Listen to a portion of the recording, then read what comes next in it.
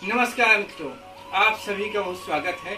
मैं पंडित आशीष कुमार तिवारी आज आप सभी को अश्विन मास कृष्ण पक्ष की जो अमावस्या तिथि है, जिसे पितृमोक्ष अमावस्या भी कहते हैं, उसका महत्व बताऊंगा।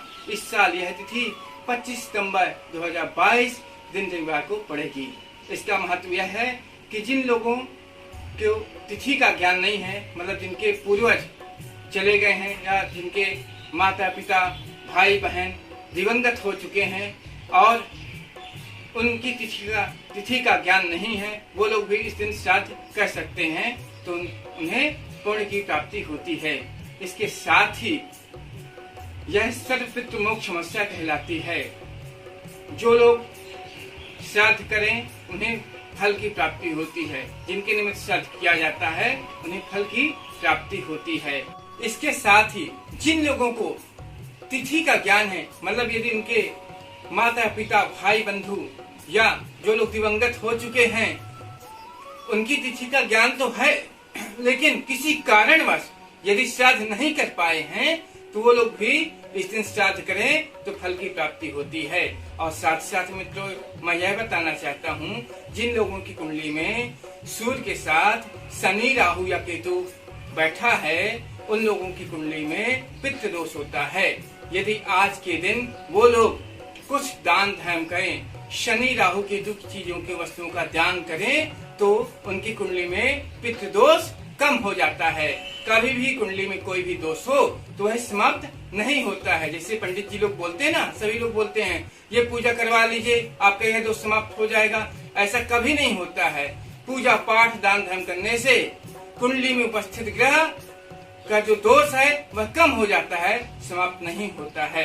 तो जिन लोगों को अपने पितृ दोष कम करना है, कुंडली में जिनका पितृ दोष बना हुआ है, उन्हें पितृ दोष से कष्ट से मुक्ति पाना है, उन लोगों को आज के दिन शनि राहु केतु का दान करना चाहिए।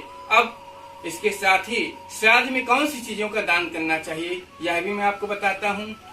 श्राद्ध में अन्न, जल, वस्त्र और जीवन उपयोग वस्तुओं का हमेशा दान करना चाहिए, क्योंकि जो जीवन उपयोगी वस्तु होती है वही पूर्वजों को प्राप्त होती है।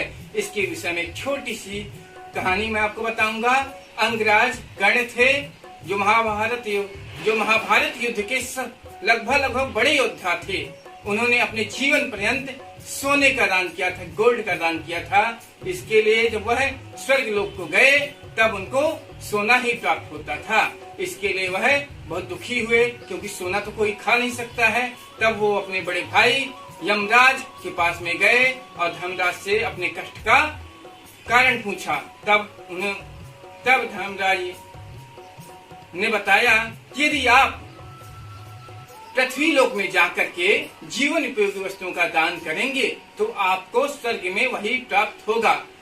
आपको जीवन उपयोगी वस्तु इसके लिए प्राप्त नहीं हो रही है क्योंकि आपने जीवन पर्यंत सिर्फ सोने का ही दान किया है, वो भी अहंकारवश। आपने अहंकारवश सोने का दान किया है, इसके लिए आपको सोना प्राप्त हो रहा है। आप मेरे छोटे भाई हैं, इसके लिए मैं आपको भाद्रपद मास की पूर्णिमा से लेकर के अश्विन मास की कृष्ण पक्ष की अमावस्या तक के लिए सशरीर आपको पृथ्वी लोक में भेज देता हूँ। वहाँ आप जाकर के जीवन उपयोगी वस्तुओं का दान करना, उससे आपको जीवन उपयोगी वस्तुएं स्वर्ग लोक में भी प्राप्त होंगी। और अंगराजगण ने ऐसा ही किया, वह पृथ्वी लोक में आए और उन्होंने जीवन उपयोगी वस्तुओं का दान किया। जब वह स्वर्ग लोक में गए तो उन्हें जीवन उपयोगी वस्तुएं प्राप्त हुई। इसके लिए मित्रों, हमेशा श्राद्ध के निमित्त जीवन उपयोगी वस्तुओं का ही दान करना चाहिए। नमस्कार।